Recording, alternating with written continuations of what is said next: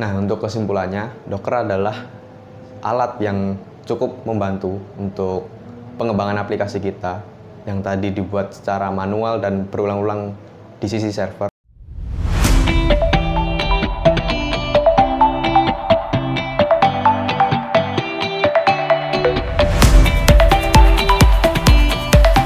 Halo, selamat datang di Refactory Fundamental bersama dengan saya Paulus Mardika sebagai Junior Software Engineer di Refactory.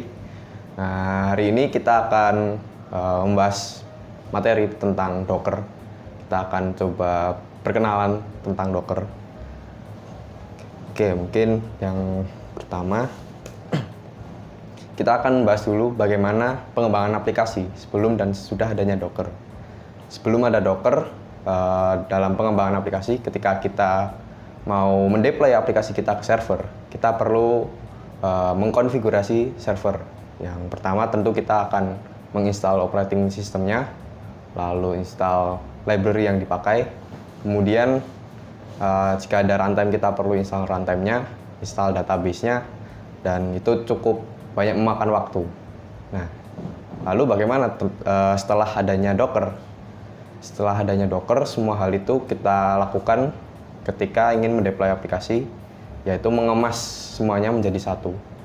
Jadi yang tadi untuk menginstal library, install runtime, install database, semuanya akan dikemas jadi satu.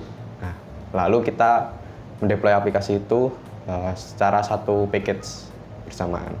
Apa itu Docker?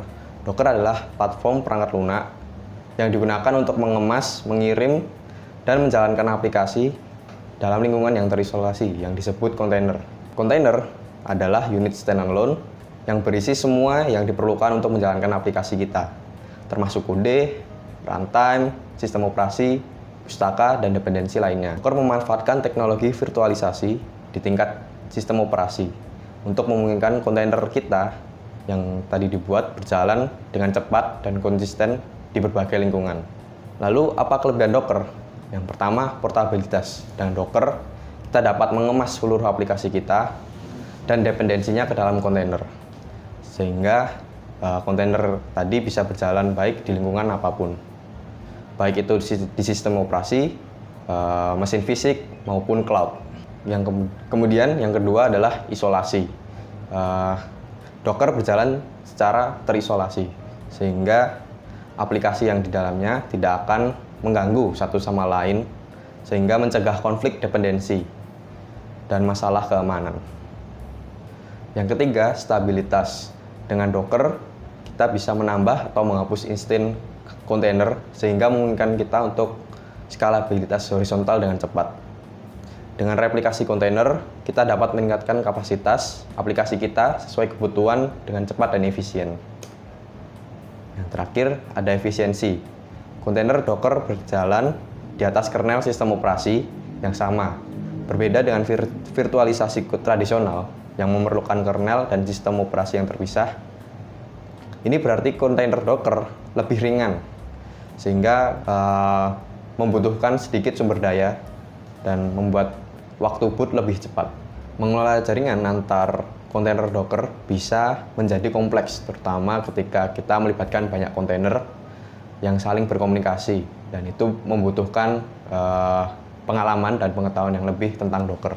Yang kedua, ukuran image. Ketika aplikasi kita menjadi lebih besar dan menggunakan banyak dependensi, itu akan mempengaruhi size kontainer pada Docker kita, sehingga kontainer Docker akan menjadi lebih besar. Yang ketiga, keterbatasan Windows. Meskipun saat ini Docker sudah mensupport penggunaannya di sistem operasi Windows, masih ada beberapa perbedaan atau keterbatasan Docker untuk dijalankan di Windows. Yang keempat, keamanan. Ketika kita salah mengkonfigurasi untuk pengaturan kontainer, akan ada masalah dalam kerentanan keamanan. Sehingga perlu diperhatikan untuk pengaturan keamanan di setiap kontainer kita supaya terisolasi dan tentunya menggunakan praktik keamanan yang tepat. Oke, tadi kita sudah mengetahui nih kelebihan dan kekurangan Docker, dan sekarang kita perlu memahami juga untuk konsep dasar tentang Docker. Dimana tadi kita sudah menyinggung sedikit tentang kontainer. Dan saat ini kita akan coba membahas image. Apa itu image? Image Docker adalah template yang berisi sistem operasi atau dependensi untuk menjalankan aplikasi. Image bersifat read-only dan dapat digunakan untuk membuat wadah. Kemudian ada registry. Registry adalah tempat penyimpanan image Docker. Docker Hub adalah salah satu registry publik yang populer. Salah satu registry Docker adalah Docker Hub. Ini adalah salah satu registry publik yang cukup populer, namun bisa digunakan juga untuk sebagai registry yang private. Nah, kemudian kita akan coba bahas tentang ekosistem Docker. Docker memiliki ekosistem yang cukup luas dengan berbagai alat pendukung. Beberapa alat populernya adalah Kubernetes, ini untuk orkestrasi kontainer. Kemudian ada Docker Swarm untuk klasterisasi kontainer, dan masih banyak lagi. Nah, untuk kesimpulannya, Docker adalah alat yang cukup membantu untuk pengembangan aplikasi kita yang tadi dibuat secara manual dan berulang-ulang di sisi server, sekarang dikemas menjadi satu, sehingga mempercepat mendevelop aplikasi kita dan pendeployan aplikasi ke server.